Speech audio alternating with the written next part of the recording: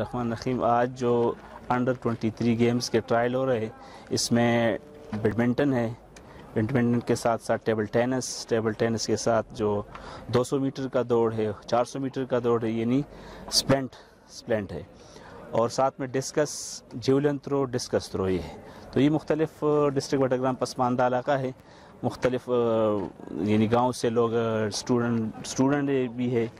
اور یہ ٹرائل دینے کے لیے آئے ہیں۔ اس میں ہم نے بیڈمنٹن کا ٹرائل لیا ہے، تو یقیناً 5-6 لڑکوں کو سلیکٹ کیا ہے۔ تو گراؤنڈ نہ ہونے کی بنا پر یہاں ٹیلنٹ بہت زیادہ ہے، لیکن چونکہ یہاں گراؤنڈ نہیں ہے، فیسلٹی نہیں ہے، اس وجہ سے یہ اپنی مدد آپ